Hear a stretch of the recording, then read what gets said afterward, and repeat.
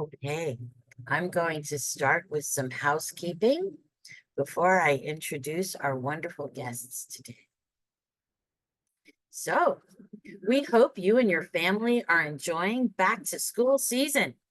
Visit queenslibrary.org to see all of our back to school programs and giveaways and to read our back to school guide, full of helpful information and resources for you and your family as you prepare for the upcoming school year. Every year, Hispanic Heritage Month, which we are in, celebrates the achievement of Hispanic Americans and their contributions to our nature and our culture, explore our virtual and in-person programs, discover our special Hispanic Heritage book lists for all ages, grab a copy of our Hispanic Heritage brochure from your local library, and don't miss our Tapiz Cultural Art Exhibit at Central Library. Visit queenslib.org/blog to learn more. Banned Book Weeks is coming up. We're in it. It's September 22nd through the 28th, and it is more important than ever to stand against censorship and celebrate the freedom to read. Check out our book lists, our programs, our banned book library design contest. The winning selection will be featured on a QPL banned book special edition library card, and the winner gets $2,000. For more information, visit queenslibrary.org. And finally, it's Library Card Sign-Up Month. A Queens Public Library card is your key to everything the library has to offer. More than 5 million books, movies, and other media, over 40,000 classes and events every year, 5,000 computer workstations across Queens, and more. Visit our website or one of our branches to get your QPL card today. And with that, I want to welcome our guests and our panelists today. Dr. Waleska Aldana Segura is a physicist from Guatemala and a STEAM educator. STEAM stands for Science, Technology, Math, Arts, and Engineering, Arts, and Math. Oh, I thought I had that. Growing up in Guatemala, Dr. Segura was often the only girl in her physics classes. Oh, that feeling. Now she teaches physics teachers and mentors youth in careers in STEM. She is a State Department alumni of the 80 Faces of Exchange Award and founder of the International STEAM Program. We also have with us today Jessica Taylor, a physical scientist at NASA Langley Research Center who engages teachers, students, and the public in authentic NASA science experiences. She serves as PI for the Globe, Clouds, and My NASA Data projects. Jessica loves her work because she helps make Earth science exciting and meaningful to everyone. And Andrea Chavez is a STEAM educator recognized by the White House as a champion of change and a role model for Tecnolochicas. She founded Pineapple Women. We'll hear about that today, elevating Latino role models through inspiring stories in English and Spanish for youth.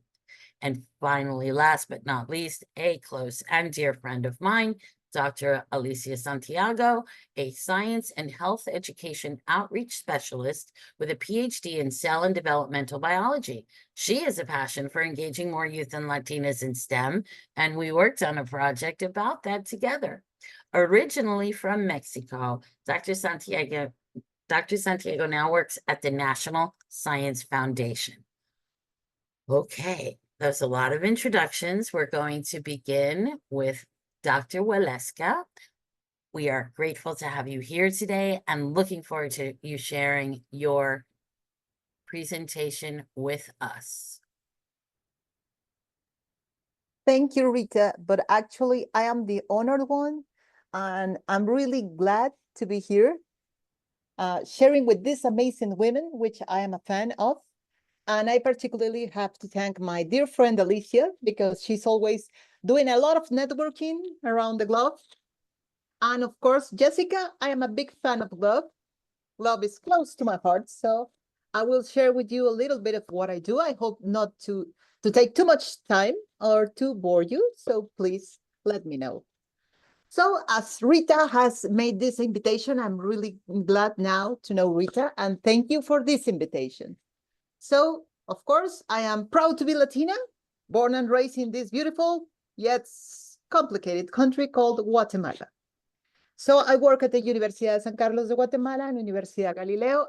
Like Rita said, I am the STEAM program coordinator that I founded after the Hidden No More IBLP program for the US State Department. So that's a little bit about me. And let me tell the girls here and everybody that is listening that somehow we girls don't have a straight line of path or a straight path. Usually men go to study, they go to the PhD, they get the tenure, and they have a straight path. For some of us women, it's not a straight path, and it's a lot of coming and going, and the leaky pipeline, the coming and going, the family, the obligations, and the what's not. So I started, as Rita says, as a physics student in Guatemala. Then, well, as luck will have it, I had to go to work because that's what usually happens when you're an adult. And then I started working, and as I started working, I got a couple of jobs in teaching. So I said, okay, a master's in education sounds like the correct path. So I did a master's in education, but then luck will have it, I did a master's in e-learning. Afterwards, well, life changed again. So I had to take a couple of jobs in the public administration. So I ended up doing a PhD in the public administration because in my mind, if you're going to do a job, try to do the best job you can. So I had to learn how to do it. So for everyone listen, try to do the best job you can because the ride is incredibly interesting. And afterward, of course, appeared in front of me a PhD in sustainable development, and it was a huge opportunity and an amazing opportunity and a program I loved. And of course, I took another PhD because it was like the sound thing to do. And finally, I am back doing physics with a postdoctoral with the University in Guanajuato in particle physics, which was the thing I wanted to do first. So life is not a straight path for women. It's usually a lot of coming and going, and take a job and do this. But the ride is so interesting that takes you to hidden places that you never expected to be, like the Queen's Library today, or meeting amazing people like these ladies in front of me. So I am a professor at Universidad de San Carlos. Of course, the research part is important for all of us. Publish or perish, it's still one of our mottos. I did win the Interfaith Exchange in 2020 and a couple of another programs. Of course, I am proud to be a GLOB teacher, and I'm going to tell you what I'm doing with that. Yes, I do love the GLOB teacher. I've been a jury to the IBSS. I am certified teacher, a scientist, winner of a couple of awards in the US. But of course, I'm stationed in a weird yet beautiful country that I love. And I want to show you a little bit of my country. And I will take 1 minute of your time to show you my beautiful country.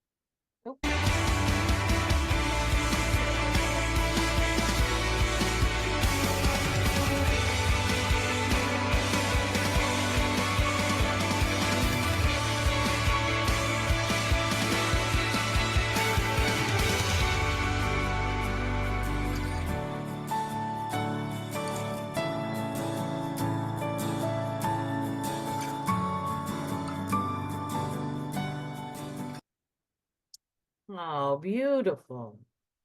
Yes, my beautiful yet complicated country.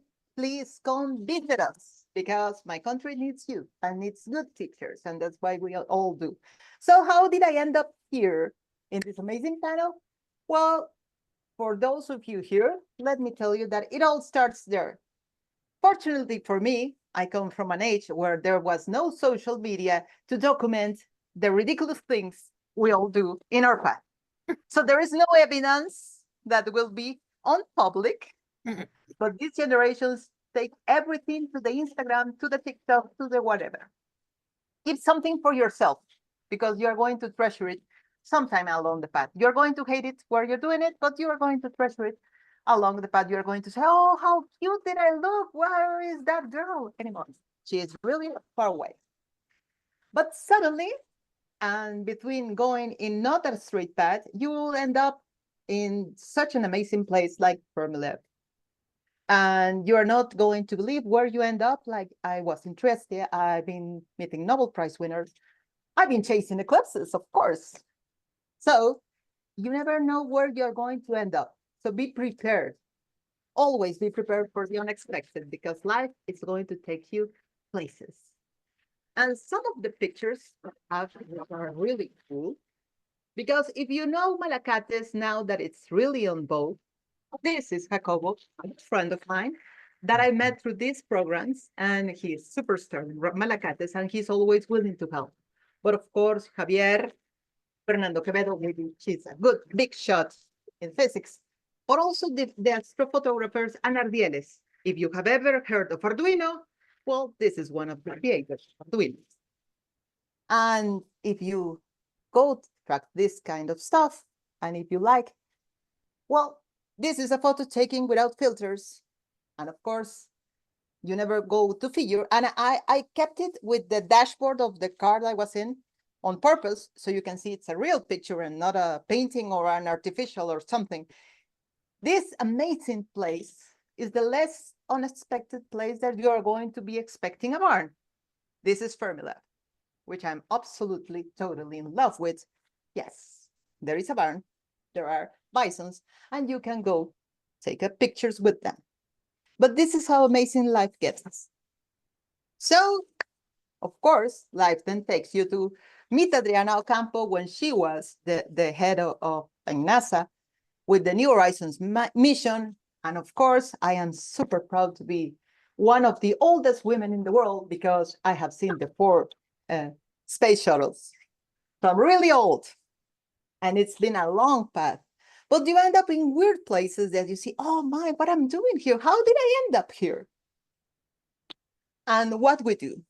Well, I have a funny inflatable planetarium that I took all over the country prior to the pandemic, because now with the distance distancing and dengue fever and COVID, which is still here, but it's not, flu that it's still and it's not, and floods and everything, the planetarium is still wrapped up, but it's going to be taken away. And of course, this is one of my proud pictures, not the best pictures in photography, but I was chasing eclipses this year. So I was super proud of taking cloud measurements, of course, with GLOVE. Yes, sending data with the GLOVE Observer and teaching people in Mexico and in Guatemala to use the GLOVE Observer app to upload and to feel the thrill when NASA matches your data and sends you the GLOVE Observer app. And that is one of the thrills we do. So what I'm going to be doing the next thing, it's of course, we want to study, as a physicist, I want to study cosmic rays and cloud nucleation. So this year, which is a maximum solar rays, is super exciting. So you're going to tell me, oh yes, but in Guatemala, what is a physicist doing? Well, I'm doing a lot of things. Amazingly enough.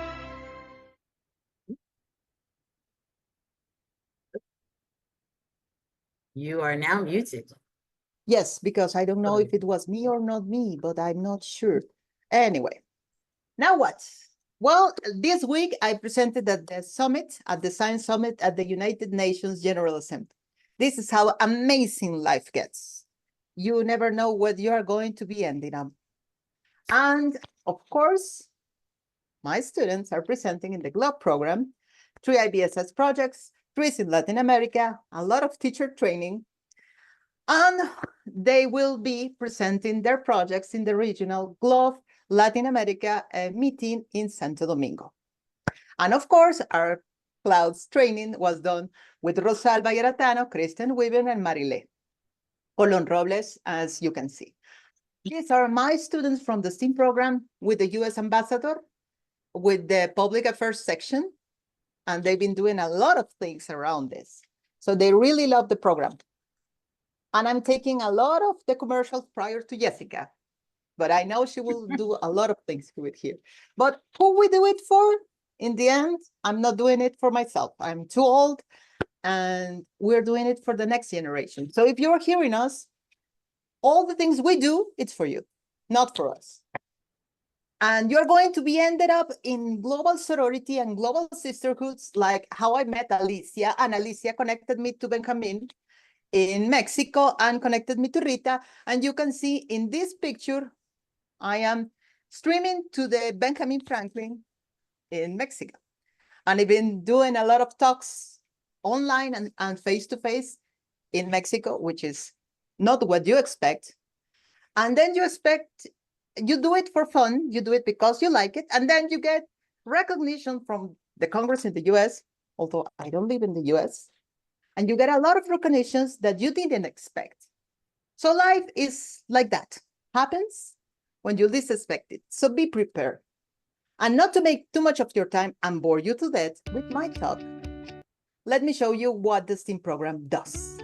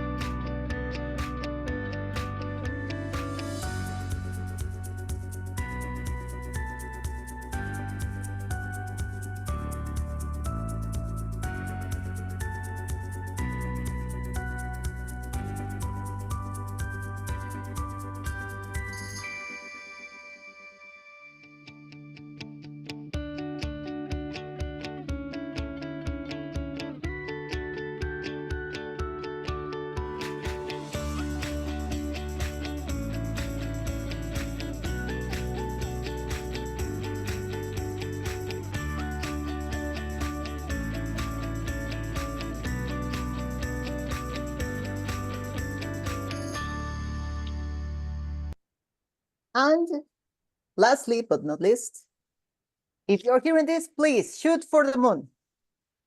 Whenever you miss, you will land amongst the stars. So do your best effort because it pays off big time. Do your best in everything you can. So I have to thank you for this incredible opportunity. And of course, all of you who know me know that I'm a good person.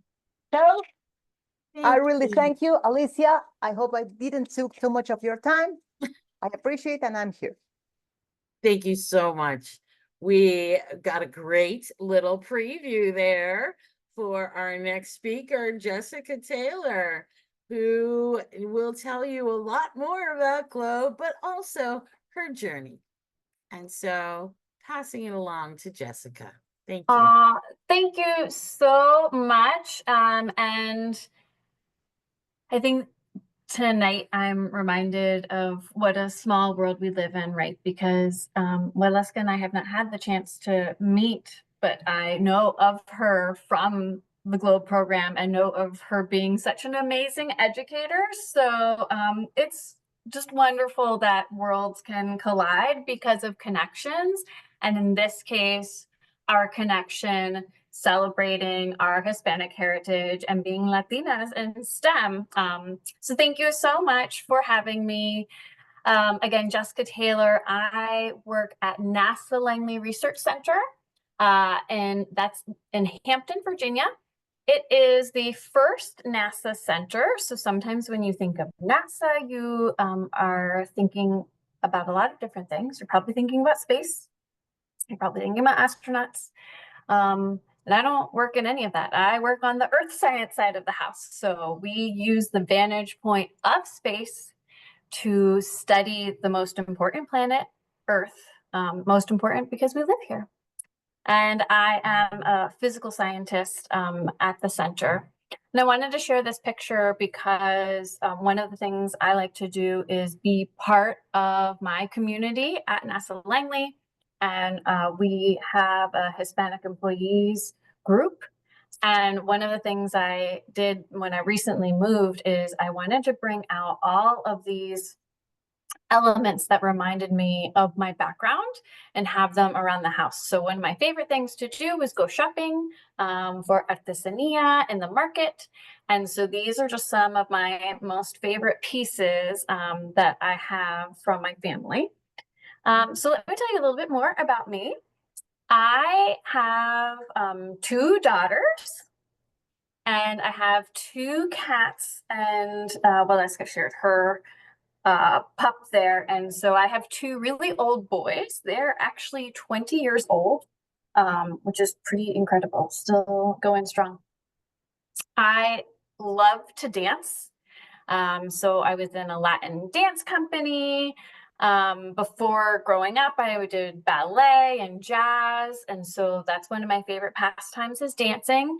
And I also do love to go to the beach. And I grew up in the United States. I was born in the United States, but all of my family on my mom's side lives in Mexico. So they live in Mexico City. And I got to spend my summers in Mexico because my parents worked for the school system. And that was something that was really important, is for us to spend our summers there. And so that's how I grew up, spending that time there in this like dual, not just language, but dual culture situation, which I loved. It was hard in the beginning, but it turned out to be such an incredible experience for me to learn about other communities, other cities, right? Because Mexico City turns out to be quite a city. And just to get that experience, not just visiting, but really living there for these lengths of time is something that's really special to me. Some things about me in terms of school. Hopefully there are some students watching us this evening or in recording. So I mentioned that I love to dance. I was also a cheerleader. Some of the things that kind of came with that was, as a girl and as a cheerleader, really struggling to feel confident in math and science. So I'll share with you a little bit what I did about that. And the other thing that you might find funny, but something that I really struggled with is, right, I had this life in the United States, I had this life in Mexico, and even questions on tests where they ask you like, are you Hispanic or are you white? And I was like, wait a second, why does everyone make you choose these things and pick things? And so one of the things I hope you take away from this is that you don't have to choose. You get to be as many things and as many identities as you want. And so I am Mexican Irish. I am a scientist and a dancer and a mom. I'm an author. I'm all of these things. And that doesn't take away from any other part of me. It actually makes it even better. So please, that's the one thing, like, you don't have to fit in a box. And as Latina women, we don't normally fit in a box. So don't make anyone put you there. Similar to Waleska, there's not a direct path, and my interests varied a lot. So I would say in elementary school, I was really drawn to animals and wanted to be a veterinarian. And then I wanted to teach dance. And then I thought, well, I like the athletic side of things. So maybe I want to be a physical therapist. And it really wasn't until the end of high school, probably around my junior year, that I had a teacher really help me think about what it was that I wanted to do. And I was allowed to do my own research project, and I selected lightning. I grew up in Tampa, so the lightning capital of the world. And I just thought lightning was beautiful. So I wanted to learn about it. And what I learned was that scientists were also still learning about lightning. And that is basically what science is all about, right? Continuing the study, furthering the study of things that we don't fully understand. And I thought, well, that's the thing for me. I really love learning And so I decided to pursue a degree in meteorology. But that came with its own challenge. This is me. I mentioned I was a cheerleader. So this is me as a cheerleader in middle school. But one of the things that I also found, Rita shared a little story when we first joined, was that I had all male science and math teachers, and I got a lot of flack for them for being a cheerleader, and definitely were not encouraging me to go into the math or the science fields. And it was really hard to hear that on a regular basis from them. I also don't have any family members who had already done a science or math type of field before, so I didn't have that like background from families that might give you. So how did I overcome that? Well, I found a lot of support from friends and friends that I either had at school or in outside clubs. And so one of my recommendations is build a support network around you of people who will be your cheerleaders when you need them. And then what I'm going to call positive rebellion. So I think also as Latinas, nothing makes us more angry than being told we can't do something. And so for me, I used that a bit as motivation to want to do it more. So I saw my teachers encouraging boys to go and do math and science. And I thought, well, why can't I do that? I also know how to do math and science because as girls, we can equally do math and science just as good as the boys. And so I continued to go down that path with the support of family and friends. So where we get to the GLOBE program, I went to college at Florida State University, and I met a scientist who worked for this program called GLOBE that Waleska mentioned. It's a citizen science program that's international. And what you do is you do science. You go outside and you collect measurements about your environment, valid scientific measurements following science protocols, and contribute that to a global database that anyone then has access to and can use. So I love this program for a number of reasons, but one of the most important parts for me was really helping me see myself as a scientist. And I was doing that because I was gaining experience. I was collecting data. I was learning about instrumentation and measurements. I was being encouraged to ask questions and analyze the data. And then I was able to share that data with others in the program, again, on an international scale. And that experience really helped me, like I said, see myself as, oh, I am a scientist. I know how to do this. In fact, I had to take a class in meteorology called Instruments and Observations. And turned out I knew everything way better than everybody else because I had been doing that every single day as part of what I did for GLOBE. Now that I'm a scientist at NASA, I have some favorite parts of my job and a few not so favorite parts. So I'll share my favorite things is collaborating with people from around the world, like this call this evening from the GLOBE program, getting to know people and work with people in Oman. Later this week, I'm going to talk to a class in the Philippines. And all of us being very interested in preserving and caring about our environment and learning about that. And so coming together with that shared value and interest. And like I said, that's what we're trying to do, make our gain understanding to make our home planet better. And definitely as part of NASA, NASA is super fun to work for, not going to lie. There's always something exciting happening. And there's really always this push about creating solutions, right? Thinking about problems and working through them. I love doing that and I love learning new things. And so that really helps me in the science field and particularly at NASA. My least favorite part of my job is probably writing reports. Not that I don't like writing, I just don't really love having to sit down and write reports. I'd rather be talking to all of my friends from around the world who are also in science. All right, so if you're interested in pursuing science, technology, engineering, and math, what else, what are some things you can do to help gain skills? Well, I know everyone says this, but take classes, really push yourself to take the hardest math class that you can, or the computer science or coding and communications classes. Try to get that as much as you can in school.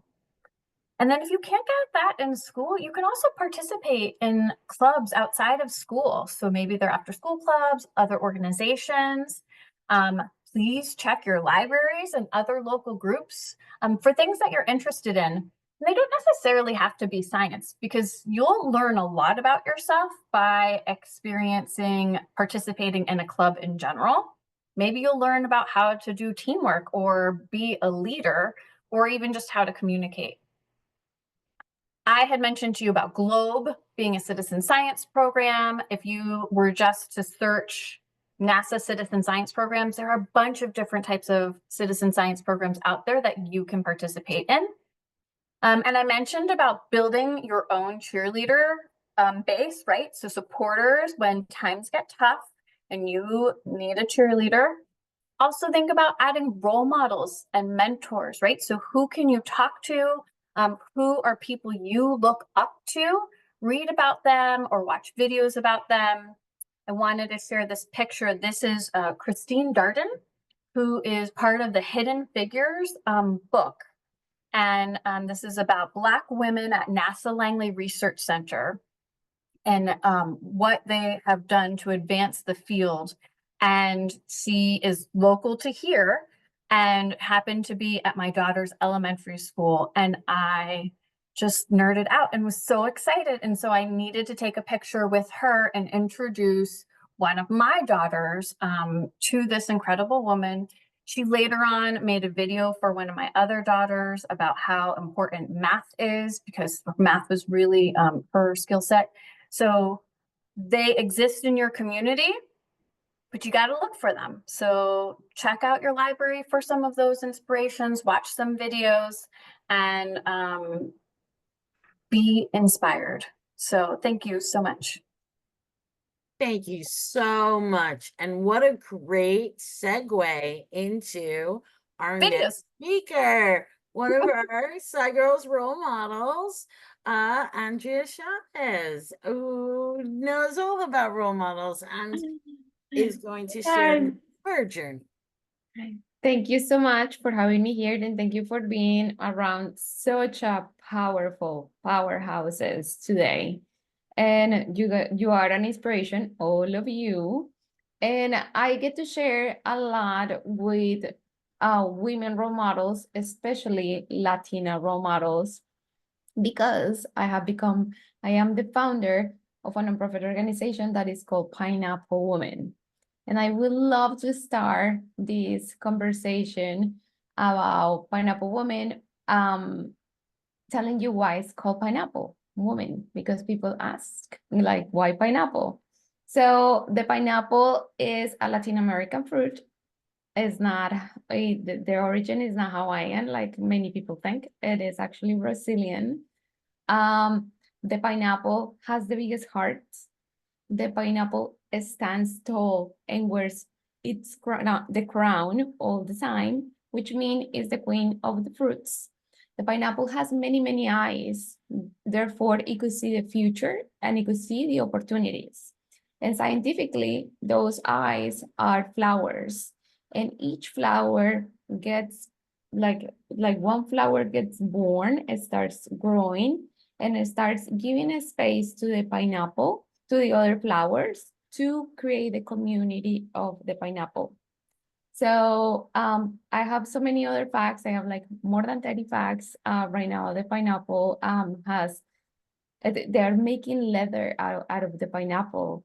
There are so many things that are discovering, and so you can check out our website for more facts.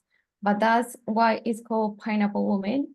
This is a community that highlights mostly Latina role models. And I am going to tell you the story of why we highlight Latina role models. So I was born in Colombia. I came when I was 17 years old to the United States, I was surrounded by a family of teachers, and guess what I became? I became a teacher. And in that process, yes, I do love teaching, and I happen to be a middle school, high school teacher. I pursued my education in New York. I serve as an educator at Tools of Astoria and the network that is now called the Students Leadership. And they are all over in many states at the moment. And then I started seeing lots of talents in my students. I started seeing that they have a lot of talents, but this scared me. They started saying that they wanted to be teachers. So over there, I was like, wait a minute, it is beautiful, and thank you for highlighting me as one of your role models, but there are many more opportunities out there.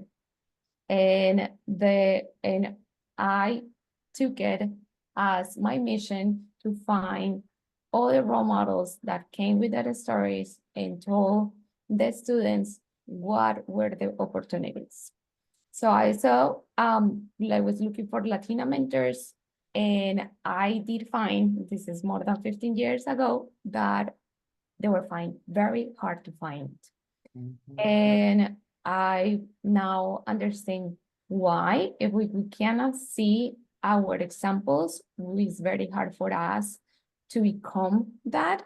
So as Jessica was saying, we have to look for that community. We have to look for mentors, and you have to look for your opportunities. So I would say that understanding the skills that you already have will be a great way to start that journey, and understanding that each of those skills have a lot of value. And then through those mentors that you find, understanding where those skills could be applied and what other skills do you need to become whatever it is that you want to become. So through that, I noticed that I was really good at technology, and I noticed that my students were very good at technology. So I went and did a master in technology integration, so we could start integrating different programs in the school. Through that, I made very innovative projects, such as the digital dance that I mentioned over here in my pad. And I want to do a little bit of a stop over here, and I want to show you a piece of that digital dance, because this is how we met with Rita, and let me see if I can do this, and it's something that I am still very proud of.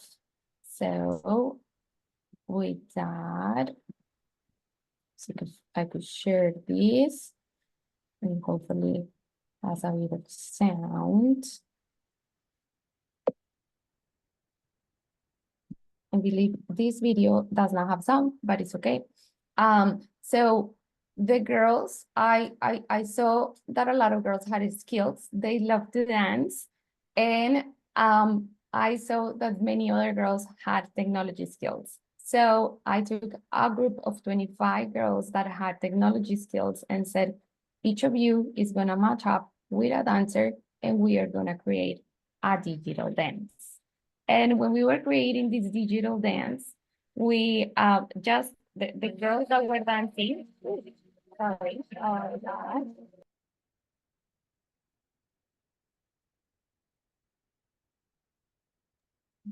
the girls that were dancing also taught the girls that did technology how to dance. So each of them were mentors for each other. And the girls, as you saw, they made their tutus, and at making their tutus, they did technology because they learned how to code it to the beat of the song. In the background that you saw, there was some graphic design.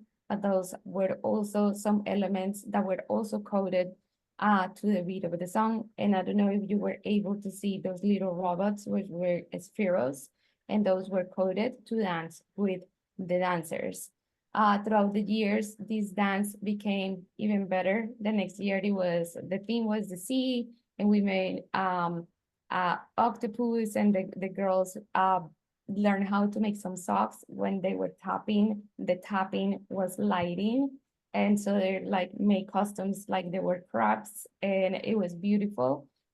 All of those were by looking for mentors. How can we make this thing that we already know a little bit better? So take that to how can you add a little bit more of what you know? And very important, how can you teach it to someone else?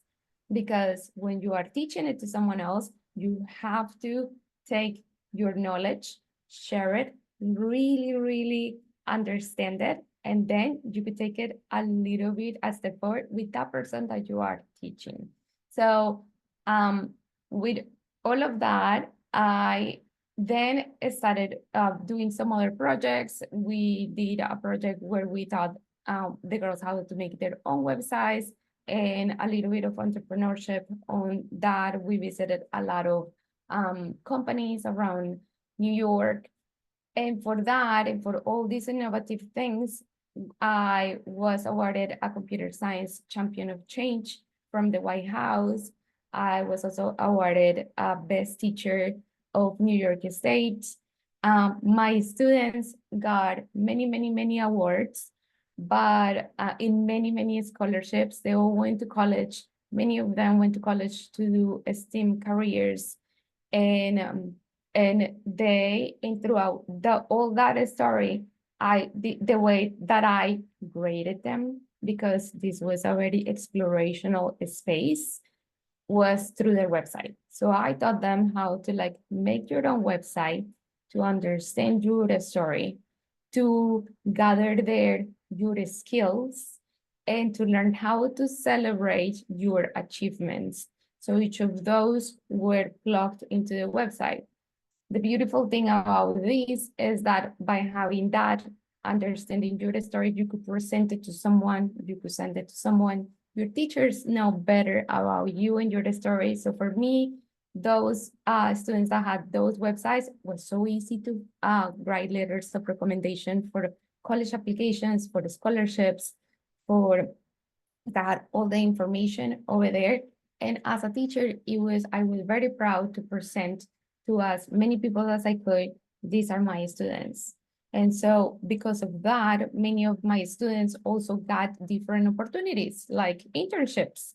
So in Pineapple Woman, we have taken that program of creating your own website, and we are giving it for free in the different cohorts in the summer and in the fall. Right now we are in the fall, and our program starts October 15, and our program is right now open for whoever wants to come.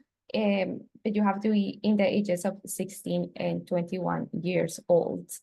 And we as Pineapple Women have many, many mentors. And as we understand your story, we start introducing you to those mentors that match your skills, and we could like help you through the process of creating your website. And you are in a beautiful community where you could find many Latina role models and many other role models. Through the program also, you get to do a lot of workshops about self-esteem, women empowerment, how to find your genius, how to interview people, because you get to interview the Pineapple Woman, and many other little other skills that you will like learn over there.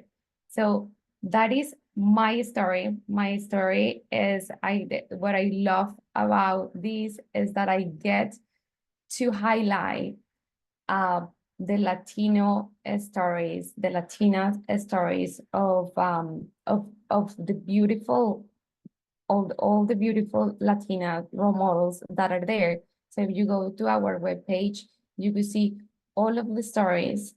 They are not just about STEM, but yes, we do focus a little bit on it, and you could see how almost every career today has STEM, and you could learn about the different careers, what are the opportunities, but also have contact with these amazing role models like the ones that we are having here today. So thank you very much. That is my story. Thank you so much, Andrea. I put some links in the chat to your website and to the episode and to the role model videos. The importance of role models cannot be understated. And our last role model for this evening is Dr. Alicia Santiago, and she's going to share her journey. And if you have questions, I know we have some questions, at least one question I will put to all of you at the end, but please put them in the chat. And I will now turn it over to Dr. Alicia Santiago and her story.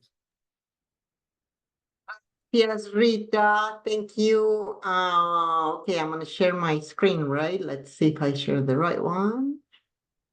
Ta-da! Hello. Okay, good. Hola, everyone. Thank you, Rita, for inviting me, and it's wonderful to see everyone here. This is really exciting, and I'm really glad I'm here and happy to share a little bit about my STEM pathway, as I call it. Right now, I work at the National Science Foundation, and I'll tell you a little bit about that. But I'll tell you a few stories here and there about, how I grew up and what decisions I took and things that happened and how I ended up here, right? So let me tell you a little bit about how it all started. So, these are just photos of all the things that I love, which is, of course, in the photo at the here in the lower part of the screen, you see a wonderful group of teachers in Mexico City. This was at the Benjamin Franklin Library, where we held some trainings, and it was just really wonderful. I love beekeeping. And this is me and my bees and I also love research and science. So this is me in the lab doing some experiments a while back. But let me tell you briefly how it all started. And that's me, believe it or not, a million years ago. And that's the old saying at home back in Mexico City. I was born and raised in Mexico City. And somehow I started out as a scientist, and that thing was really my laboratory. And it was kind of funny. My mom used to get mad at me because I would just run under the sink and then grab all these, pots and water and go to the kitchen and the pantry and grab mustard and whatever I could find and mix all sorts of things and just sit, let it sit there and observe and see what things were doing and collect. I used to collect plants and animals. I mean, I made a mess. And sometimes it was funny because you're supposed to keep an eye on your experiments, right? And keep track of them. But sometimes I forgot. I would forget that they were under the sink and then everything was rotten. And that's how my mom would find out, hey, Alicia, otra vez tú con esos experimentos abajo del fregadero. Don't leave a mess. So, but I don't know. I was just really curious. I was curious about absolutely everything, the natural world, especially animals and plants and microorganisms. We had a tiny yard back at home, and I'd spend hours just sitting there observing, literally like how plants were growing. I mean, it was extreme. But I don't know. I was just really, really curious, and I questioned everything. And it was really fun. So somehow, from a very early age, I just knew science was there for me, and I was very curious and motivated and just super curious about everything. And by the way, that sink, it's still there at my mom's place in Mexico. Oh, this is really nice. And as as Jessica, Andrea, and Valeska, everybody really mentioned this, how important role models and mentors are, right? So in a way, a big part of who I am are mentors and role models who help me navigate my STEM pathway. And they really helped me. They really helped me to further develop, that grit and perseverance for science. I had mentors and people that I consider role models who kept encouraging me, right? Because sometimes you really need some encouragement. In the photo there, you see mi abuelito, Jorge, my grandfather. He was fantastic. He was an electrical engineer, and he was an amateur astronomer. So, and my dad, he was a chemical engineer. So these are really people that really inspire me and really sort of got me all excited about science. In the photo you can see the glass there. My grandfather used to make his own telescopes, and he how do I say that? I'm in Spanglish mode now. Just sort of make the glasses and file them, or what's the word? Yeah, make the glasses for the telescope. Sand them to the right. Sand them. Gracias, Rita. Sí, sand them. But these are all the people that were really influential in making me who I am. There's my super good friend, Marisa. She's a professor in Cambridge. I met her a while back. I'll tell you the story later because I made long stories super long. So I know we don't have that much time, but she's wonderful. She really motivated and helped me because sometimes, the path is not so easy and you struggle and you think, no sirvo para esto. I don't think I'm going to go this way. Can I really do this? Pero yes, sí puedes. Yes, you can. And the nice people that are down there in the photo, mi profesora de México, la doctora Isaura México, una gran mujer, gran señora y gran científica. She really helped me. She super motivated me. I mean, that was the first time I actually worked in a laboratory as an undergrad, and it was fantastic. And the wonderful happy faces that are on the left, especially Jose and Lupita, son mis amiguitos. They are also scientists that work in Mexico City, and they also helped me a lot, like navigate the path and really supported me. And that's when you realize, right, that it really takes a village, as I put down there, right, to make you who you are and to help you succeed.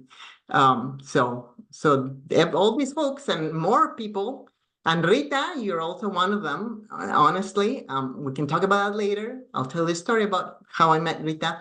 But they're all my role models, right? And all the wonderful women that are in this panel as well, right? That sort of inspire you and help you sort of, just continue the path.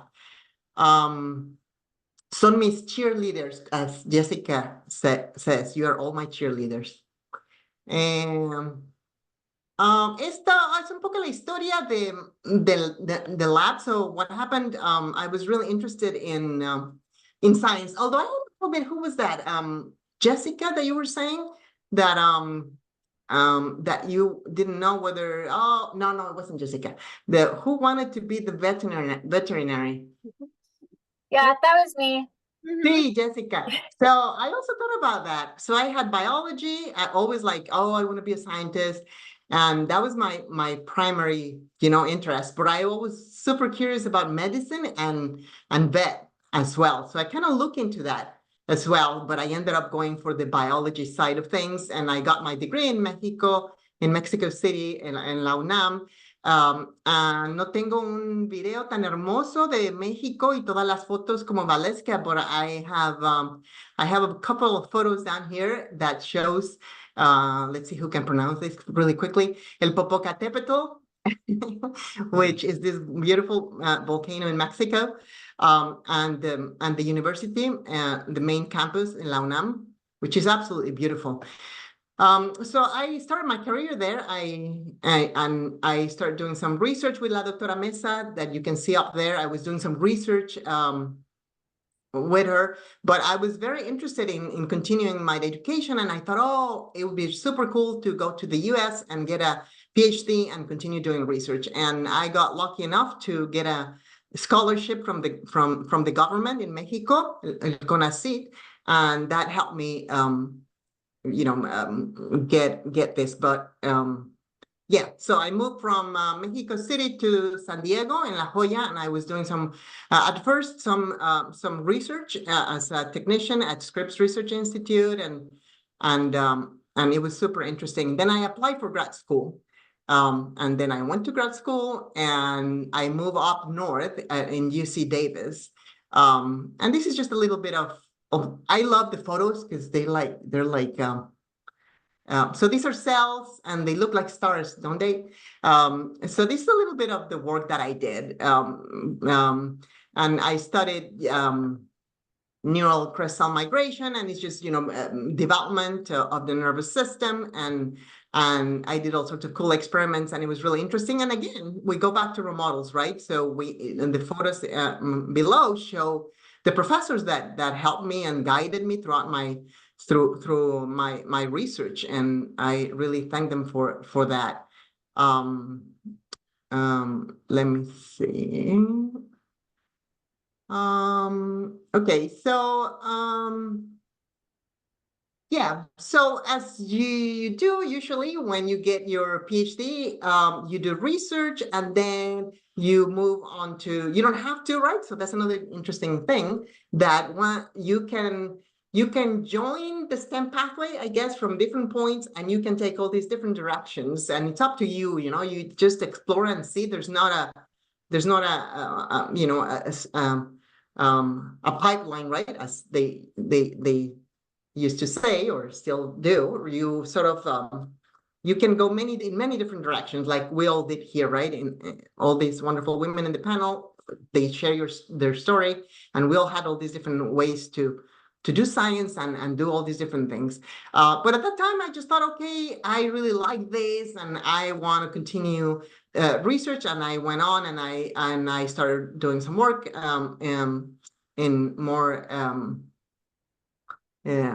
studying the brain. And as you see in the blue image there, my work was focused on, this is postdoctoral work. So I continue postdoctoral work, and my work focused on the connections, understanding the connections between that the neurons were making from the retina to the brain, and the molecules that were guiding those connections. So on the green, it looks like the sky, or not the sky, right? All the stars. It's really beautiful, but it's actually a dye, and it's labeling all the cells, marking all the neuron cells on the retina. So and I was doing experiments, trying to figure out how the molecules were guiding these cells, kind of like what is it, like semaphores or traffic lights, right? So I did some work like that, and this was back in San Diego at the Salk Research Institute, which is absolutely beautiful. If you ever had a chance to go, it's super beautiful. It's named, of course, after Jonas Salk, who is the scientist that developed the polio vaccine, and it's really, really beautiful. The buildings are really pretty. Oh, I guess they're down there.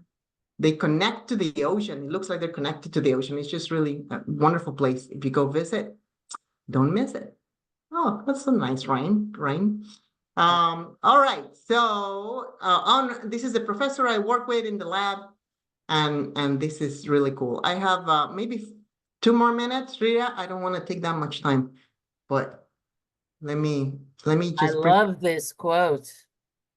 Oh, the Eleanor Roosevelt. It's true. So I have to be honest with you. I do a lot of things. I've taken so many paths in my life, and I love challenges. My life seems to be an eternal challenge. Yeah, so I love that quote as well, right? But you really have to. I mean, you take the challenges and always do something that scares you, because that's the way you move forward, you learn, and it's really, really nice. So I really encourage you to do it. Just go for it, and don't give up. Give it a try. So briefly, I'll just tell you what happened after my postdoctoral work. It was really interesting. I got married, and then my husband, who's also a scientist, he thought, oh, this is really cool. I love science, but I'm more interested he became interested in science policy, and he had an opportunity to come work in Washington, D.C., and that's where we moved from California to Washington, D.C. And that's where I decided to reinvent myself. And I love doing science, but I also at the same time I became interested in science education and science communication, and really appreciated the value of of communicating science to non-scientists, right? Like my friends and my family and people, and explaining the work that I was doing. And as a Latina here in the States, I recognize the importance of doing this, with my own community. So I thought this is a really interesting thing. I should really get into this. And that's how somehow I moved from, hardcore scientist to more into the field of education and science communication. And to make a long story short, but just before I tell a little bit about how I met Rita, I work in DC at this organization, a nonprofit, the Self-Reliance Foundation, and I work there to put together projects and programs that gave educational opportunities for Latinos in science and health. And it was really interesting and really, I really enjoy that. And somehow that led me to well, these are just some projects that I was involved in, which I love. Celebra la Ciencia. We did a lot of outreach to the community in the Washington, D.C. area. I did a little bit of everything from, writing proposals, sending them to the NSF or the NIH for funding, to doing the outreach with the team and doing all this. It was just really fantastic. And again, these are just some examples of the projects that I've been involved, just to let you know that, whoa, you can do anything. So I also was involved in a fantastic project that was about cancer and education about cancer. It was like a cancer campaign, actually, in Espanol, and involved also in radio and all sorts of really cool projects to inform the community, mainly Latinos, because we had a lot of the work that I did was bilingual, or in Espanol, or but a lot of it bilingual, to just encourage and provide information about health, science, and encourage la comunidad y las chicas y chicos en ciencia. So that's a lot of the work that I did. I'm mindful of the time here. Let me just. I just want to tell you this really briefly. And this is SciGirls, which is really close to my heart, and all of you, obviously, we're all SciGirls here. And this is how I met Rita, which was fantastic, because we worked together in developing several iterations of SciGirls, which is a fantastic program that engages youth, middle school youth in STEM, mainly girls, right? And we did this. It's a multi-platform. We did this on TV, through TV, as well as direct community outreach on the ground, and it was just a fantastic experience. And there's lots of resources, and that's how I met Andrea, and everybody got together, right? For SciGirls, which was fantastic. Again, this is just some projects that I've been involved, also with the NIH. We also did this with Rita as well, Cerebro EDU, Hero Elementary, and some other fun projects that I thought were cool and engaging, right? And it was really fun. And then just briefly, also, like many of my colleagues here, I had the opportunity, once you start doing this, you want to connect with everybody, you want to share all the goodness and encourage folks to just follow their heart and do all these things. So I said, okay, let's go to Mexico. And then I got invited to other places to share, tell the story about myself and the work that I'm doing, and the importance of encouraging women and young women in STEM. So it took me to all these different places, which, as Valeska was saying, you just don't know where you're going to end up, right? But these are all really wonderful, inspiring, and experiences that I hope, I help get people excited about science and and follow their own paths the way it works best for them. And then just okay, just 1 minute, I promise. This is what I do now. So this is the National Science Foundation, and I work there as a program director. This is, what the priorities of the NSF in promoting science, of course, discovery, technology, innovation, and advanced diversity in science and engineering and so forth. It has different areas that we focus on, super fun science, astronomy, the Arctic, biology, chemistry, computing, diversity in STEM. These are some other areas, earth, environment, and education and training, which is really my field here right now. This is, I work in the STEM Education Directorate, and really my work is like a coach and a guide for researchers and scientists and educators.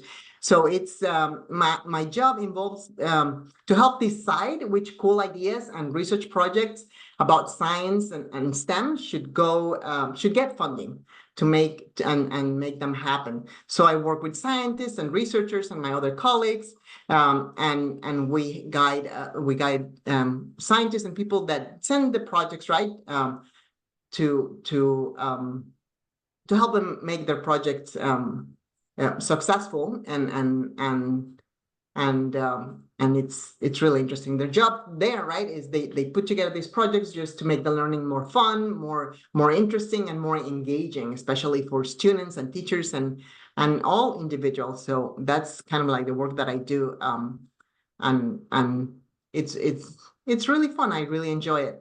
And then just I wanna end. If you have more questions about what I do, I'll be happy to share that. But I just want to emphasize a lot of what my colleagues were talking about here. And number one, in terms of advice, follow your curiosity. Just like Jessica did, right? Explore and also be persistent. Don't ever give up. The path to STEM careers involves lots of trial and error, and it is okay to fail, and you will, by the way, because that's just the way it works. But that really helps you identify what you want and what you want to do, and it's really important. And always, as my colleague said, seek mentors, role models, right? They will give you guidance, they will inspire you, and they'll give you, good insight. So that's very important. And continue to explore STEM activities, clubs, anything that gives you, hands-on experience.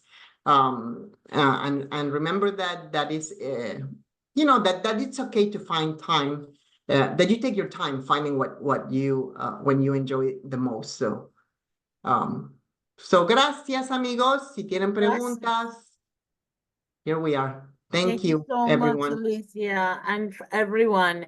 I know we only have a couple of minutes left. Failure, first attempt in learning is one of my favorite sayings. We have all of these wonderful women, are role models for all of us.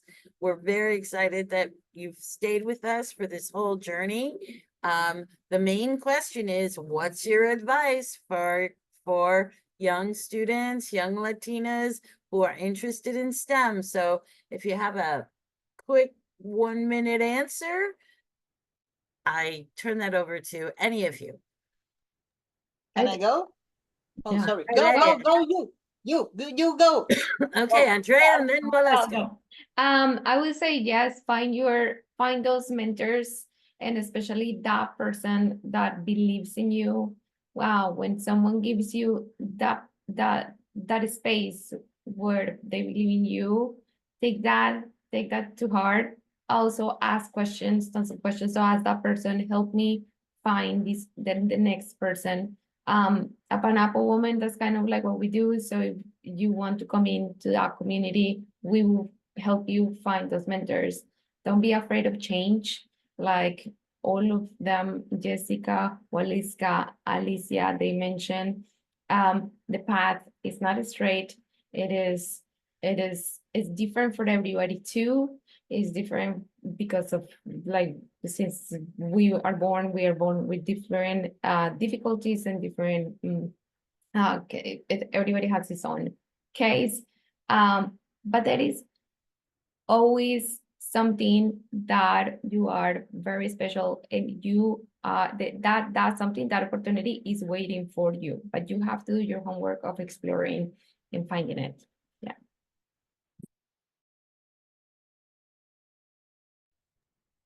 Rita, you are muted. Bawelis. Sorry, well, that's good. Do you have something Well, to yeah. help close us out with? Some advice? Quick in 2 parts. Love what you do. Do what you love. If you don't love what you do, then you are going to be miserable. You have to love what you do. Love it. But do what you love. Don't be afraid. I agree with Andrea. Don't be afraid if they tell you you are going to starve if you're going to be a physicist. No, I'm not starving. You're going to be miserable doing physics. Not true. You are going to be miserable chasing bugs. Not true. The biologists here can tell you how much fun they have. So love what you do and do it with all the conscience and the trust that you're going to succeed if you love it. Don't be afraid. There is a ton of lovely women, amazing women like the one in this panel that is going to be supporting you and helping you break any stainless steel ceiling or polycarbonate or whatever ceiling you find. Thank you, Waleska. Jessica or Alicia, we have 1 minute left. I see, Jessica, you put something into the chat. Work, even take something that you may not be sure about, right? Take those chances. Sometimes we wait for the perfect opportunity. We wait for things that we think will fit us perfectly, and that there is no such thing. There is no such perfect opportunity. Sometimes we don't apply to something because we don't see ourselves exactly in that list of things. And you need to just try it and get those experiences. And that's why you have your village of supporters behind you, because sometimes it's hard. And it'll be okay because you have that village behind you. It's so true, Jessica. I love it because, yes, I was always waiting for the right opportunity and the thing that really fit me. And then you realize, you're missing so much fun stuff. So nope, go for it, and you'll discover in great things. So yes. Thank you all. Thanks to all of our guests. We look forward to having this posted on YouTube and lots of views. So please check back at the Queens Public Library YouTube channel and share this with your friends. We want to thank Jessica and Alicia, Waleska and Andrea, all good friends, all good colleagues, and thank you so much for your advice today.